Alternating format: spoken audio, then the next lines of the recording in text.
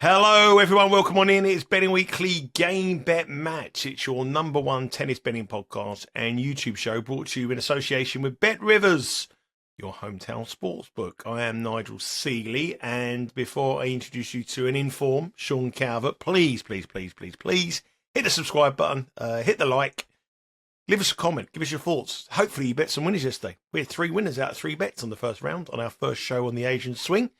And hopefully you joined in as well. So let us know what you did. Let us know if you fade us. Let us know if you bet us. Most importantly, please hit the subscribe button. Congratulations, Sean. Good day, Asian Swing. I always said I love this part of the year. Well, I said to you, the tour should never stop after the US Open. It should carry on. We had 3 winners. Well, I said we always do well on the Asian Swing. I also said it's a bit weird that the season doesn't end after the US Open and you have to sort of come back after a week and kind of get your bearings again. But it always produces good opportunities, the Asian Swing, because there's several options here. Players that haven't been fit for most of the year, now getting fit, potentially 1 or 2 that we'll talk about today that can then come in relatively fresh. And other players that have played tons of tennis, a little bit jaded, can't really be bothered with this section of the tour. And obviously then you've got the home players as well, highly motivated here. It's quite a good little sort of melting pot, and it does often, as I've said, give up good betting opportunities. I think I said Chengdu is like 43% underdog winners or something. So yeah, it's a time. It's a swing that I always look forward to, and I tend to do well, and I think it offers more opportunities than a lot of the time on the tour. Yeah, it was resulted in almost a 4-unit profit day yesterday, which takes our tally for the year to 18.64 units if you've been betting all the stuff we've given across the 2025 season. Sean, before we go into the 2 tournaments this week, isn't there? Chengdu, there's only got to do 4 matches today. They're all going to be in Chengdu. Yeah, it's because of the timing. There's also Hangzhou as well, which is another tournament as well. But I suppose we've got to start with the weather. There has been a lot of rain about. There was a talk about the tournaments being played indoors potentially. Have we escaped the bad weather tomorrow? We've got clear conditions. Is it going to be rain? Are we going to go indoors? What's the more important weather forecast? Tomorrow's fine. We're talking about Chengdu. Hangzhou has had. It's always difficult to tell. There's a match on now on the TV with Hangzhou, but it's got a roof. So I think a lot of the matches, or several, have been played under the roof in Hangzhou. Chengdu, the weather's fine for tomorrow, Friday, 28 degrees actually. Not a great deal of wind either, getting up to about 27, 28. As I said, sunny, cloudy, probably a bit humid. You expect that playing in Asia, but yeah, no, the weather looks fine for tomorrow. Conditions, as I've said at the start, Chengdu is quicker, 500 meters of altitude. Hangzhou is a little bit slower, not slow, but just slightly slower because it is pretty quick in Chengdu. Apparently, they've moved it to a lake hold this year. I've heard the tournament used to be played on the Deco turf, but still 500 meters of altitude. It makes it pretty quick. Let's have a look at the action tomorrow. We do not know the order of play as of yet, but head across to the Bet Rivers website, download the app. Some of these matches are fresh off the Bet Rivers conveyor belt of odds, and we do not know the timings yet. But the first match we are going to start with is Tallon Griekspoor up against Taro Daniel. Tallon Griekspoor has had a long year. Taro Daniel hasn't played much tennis. He's had a lot of time out through injuries, but he's come back here in good form. He's come through qualification, 2 matches, 2 wins, hasn't dropped the set against Duckworth and Billy Harris, which was good results.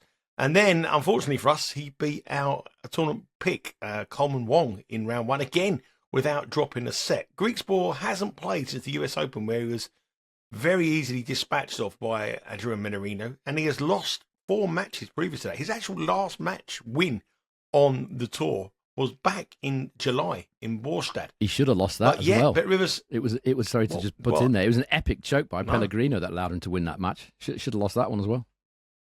Well, if we go back prior to that, his last win was in the final of Mallorca back on my birthday, 28th of June. So I feel halfway through the year without a win.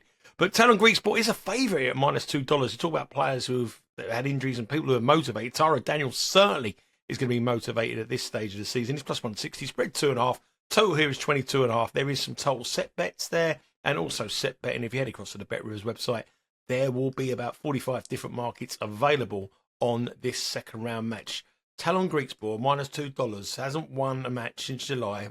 Should have, prior to that, June. I'm not backing him against a player with Far East potential like Taro Daniel. No, I knew we were in bother actually because we have to do the outright show, don't we, before the qualifiers have finished and before they've placed in the draw. And as soon as he got Taro Daniel, Coleman Wong, I knew we were in trouble.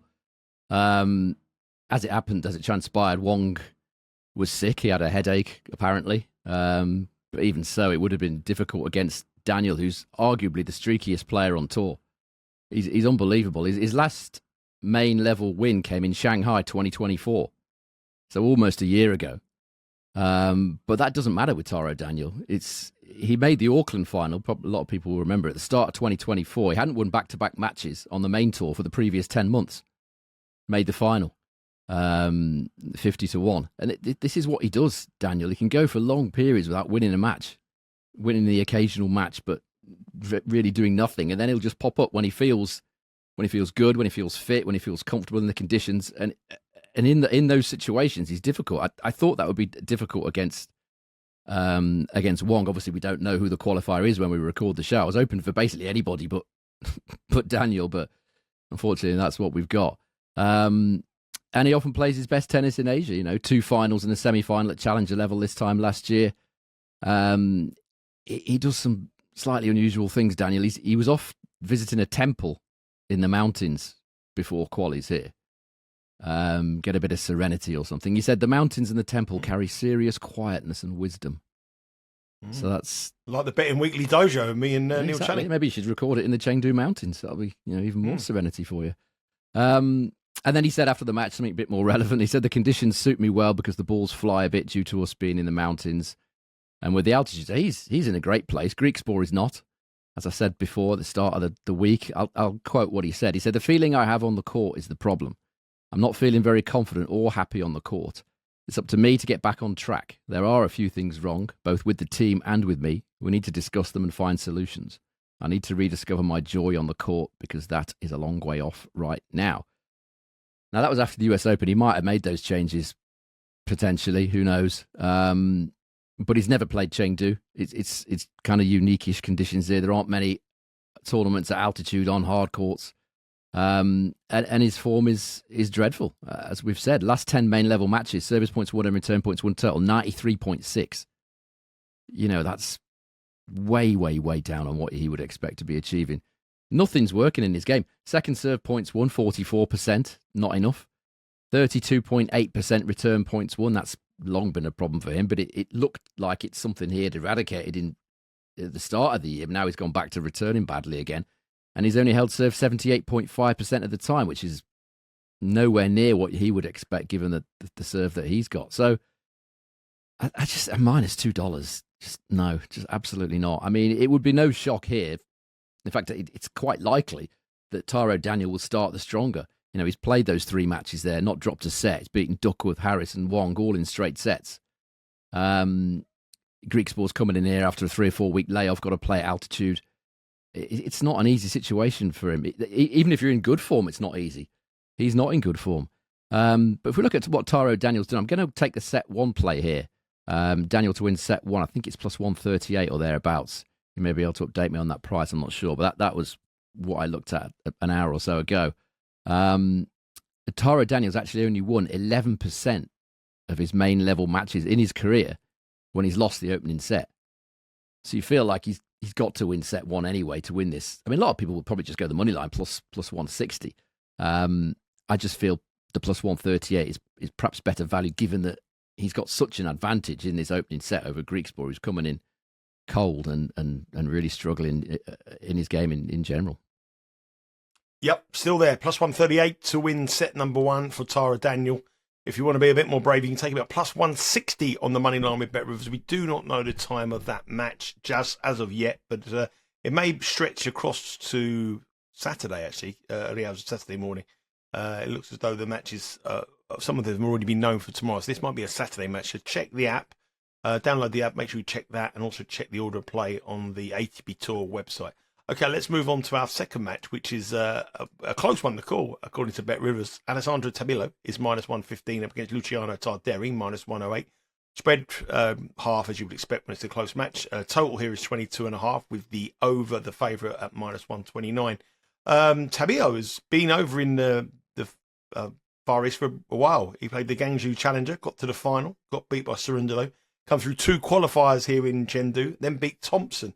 Whereas Darderi's been in good form, but he's won the Genoa Challenger and has had to travel across from Italy to get over here in China. So definitely the time that Tabilo has had, it will be an advantage. 2 wins apiece in the head-to-head. The last time they met was in 2024 in Cincinnati.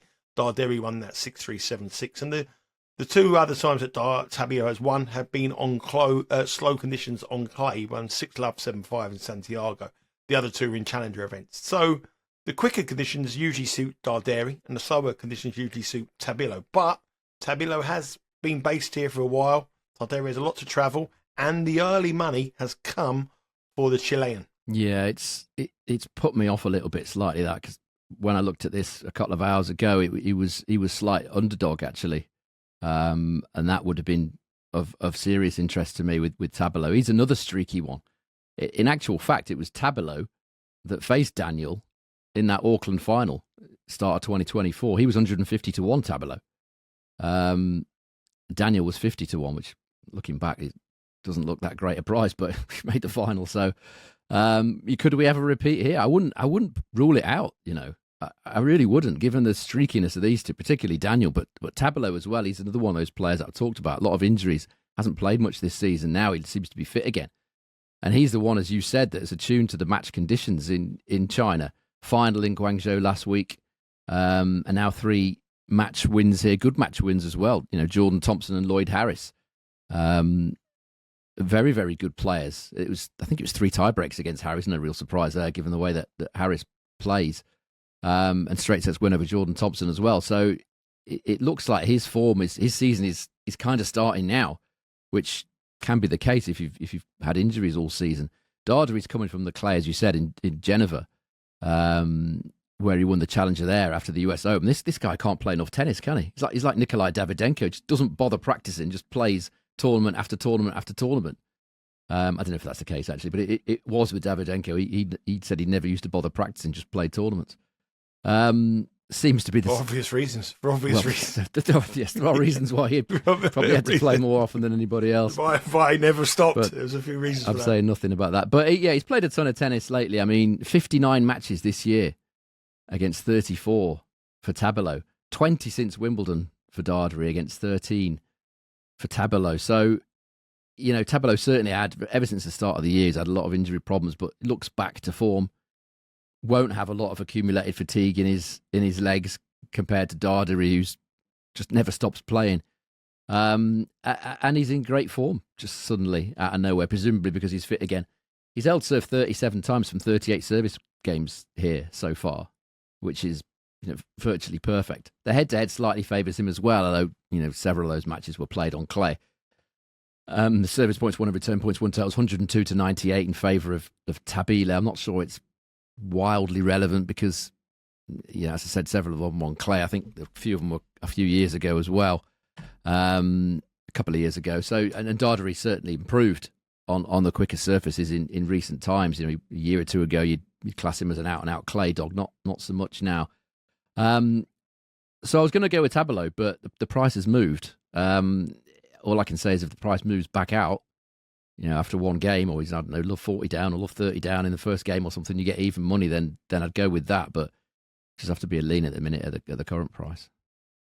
Yeah, so lean for Tabilo at the current price, minus 115. We may have missed the boat on that. The money may drift back to plus money, but at the minus 115, it's a swerve for us with a lean for Tabilo. Our next match features Shang up against Brandon Nakashima. Shang was on fire at the end of the start of the year, got to the semi-finals in Hong Kong. Before he got injured against Nishikori. Then he played Australian Open, got injured, wasn't fit, got beat by Davidovich Fokina. And then he's had 6 months off, come back in Toronto, got beat by Duckworth, got beat by Echeverry, but he's got his first win back here against Zizou Bergs, which was a big win for Jerry Zhang. He's up against Nakashima, who's at his most inconsistent best. But Zhang is a real player and a player that's got a bright future, but the injuries for him, the big lefty, have caused him some problems. There has been a little bit of market interest for both players, actually, so there's no sort of overall move. But Zhang is plus 123, Nakashima is minus 152, spread is 1.5, total here is 22.5. And I suppose, really, Sean, it's all about Zhang's fitness. Yeah, that's exactly what I've written down here. It is largely about his fitness. He had that foot issue for a very long time. He's actually only completed 6 matches this season. A few retirements in there as well. But he looked pretty good against Bergs in round one. I watched most of that match. It does have to be said that Bergs was a little bit injured as well. It looked like an upper thigh or groin issue or something for Bergs. He had medical timeout. I think it was in the second set of that match. But it didn't seem to affect him. It didn't seem to affect him. Unlike Gael Monfils today, I don't know whether you saw that one, but he turned his ankle and basically called it quits pretty quickly after that. That wasn't the case with Bergs. He looked all right. And as did Shang. He's obviously playing at home here, defending the title. He says he's fit. Again, I've got a quote from him from after the Bergs match. He said, "It's never easy coming back from surgery. Your body feels completely different, and the rehab was really tough. I couldn't wait to get back on court. If I had to choose the timing for my comeback and to feel fully healthy again, I would pick this tournament." So the takeout from that is that he says he feels fully healthy, but you always got to take comments from players with a little bit of a pinch of salt. He's not going to say, "Well, that's absolutely done me, that Bergs matchup."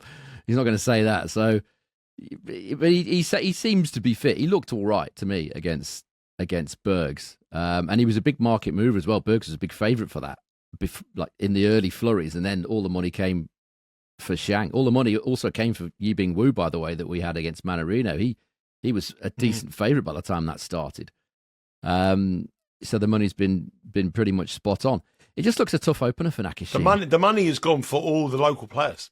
Every money move has gone for the players who are Chinese based or Far East based. Yeah. I mean, I wasn't expecting Zhou to beat Norrie, but I think there was a little bit of money for him as well. Unfortunately, didn't get on that one, but yeah, you can see why. I mean, the motivation level is so different for these guys. This is their time of year. They don't get much chance to play against their in front of their home fans, their family, whatever. Nakashima's got an awful record against left-handers, as I've mentioned before. Hasn't played since the US Open match I was courtside for. We had a little bit of interest on Jerome Kim to beat him, and he won a pretty epic match in 5 sets there, Kim. Not played since then, Nakashima, so he's had 3 or 4 weeks off. And his record against left-handers, 31% win rate. This is at main level. 10 wins, 22 defeats. And the service points won and return points won, a total of 99. And he only breaks serve 12% of the time. So he's clearly got an issue against left-handers. So it's a tough situation. You've not played for 3 or 4 weeks. You come into a different swing of the tour. He might be well prepared, but it's not easy. The altitude. Now you've got a left-hander as well. You don't have a good record against lefties. Nakashima's probably... It's just a tough situation for him. Again, I'm going to take Shang to win set 1 again because he should be the one that's better attuned to the conditions. And also, I don't entirely trust him to win the match if it goes to like a really long 3 or something. You could see maybe Shang's fitness issues perhaps rearing their head there. But I think plus money, plus 114 for him to win the opening set is pretty decent. So I'll take him to win the opening set in this one. So another first set for one of the local players, Zhang. Plus 114, he's plus 123 on the money line. And that match we do know starts around about 4:30 a.m. Eastern time tomorrow morning. And the Tabilo Darderi match is the first match on court. It starts at 1 a.m. Eastern time. Another match tomorrow is at 2:10 a.m. Eastern time. It's Zhou up against Christopher O'Connell. Zhou, obviously, as Sean just touched on there, another local player. There was money for him to beat Cam Norrie in the last round, which he did do. He's an underdog again here at plus 170. Christopher O'Connell minus 215. Spread is 2.5, and the total is 22.5. Christopher O'Connell come through a bit of a long one against our tournament pick as well, Quinton Hallis. He got the job done there. And he did play quite well in the Guangzhou Challenger, where he got to the semi-finals, where he had to retire, though, against Tabilo. So there's an injury concern about Christopher O'Connell here. Didn't see him injured at all in the match against Hallis. Actually come through in 3 long sets. But Zhou's in form. Did well at the Davis Cup, backed that up with a win against Cam Norrie here, and he's plus 170 with Bet Rivers to get another win over Christopher O'Connell. Where do you see this one going? Yeah, Hallis was disappointing. He made a real mess of it, Hallis, serving at 4-4 in the third. He was 40-15 up, Hallis, and left one that landed on the baseline. He was walking to his chair, assuming that it was going out. Didn't go out. He had to completely reset. Didn't do it. Lost the next 4 points in a row. And that was the end of that. So I watched a lot of that match. I watched pretty much all of Zhou's win over Norrie, and the thing that stood out for me was the serve. it's a really improved shot. It's a big weapon, not huge, but big-ish. And he hit 22 aces against Cam Norrie, against one double fault, which was very impressive. He won slightly more second serve points as well, which is impressive against the experience of Cam Norrie. You would expect someone like Cam Norrie to kind of grind it out in those tough situations. Great match player that he is, knows the shots to play at the right time. And Zhou at the minute, he doesn't really. He's still a work in progress, but he's got some weapons, this kid. He's got an aggressive style. As I've said, he's not lacking in power. And going back a few years, you probably remember a lot of the Chinese players, the Chinese men, 5-6 years ago, 4-5 years ago, they were generally lacking a little bit in power. Not the case with this guy or Yibing Wu. And it just points me towards the set one overs, which is the lean that I put in for O'Connell against Halise, which came in. If anybody bet that as well. So this looks a similar one to me. I mean, O'Connell will not have seen a great deal of Yi Zhu. I wouldn't have thought. He's not played that often on the main tour. I'm sure O'Connell will do his homework, but it's not the same as facing them on the court and facing the shots, facing the serve, trying to pick the spots. It's not that easy when you've never faced somebody before, not really seen him. And given that O'Connell's a strong server as well, the set one overs looks a decent choice here. O'Connell again won 80%. He's another underrated server. O'Connell won 80% on first serve against Halise. Okay, Halise isn't the best returner in the world, but it's still a very good serving performance from O'Connell. 80% on first serve. Only faced one break point in the entire match, 3 sets. So he's in good shape. Quick conditions.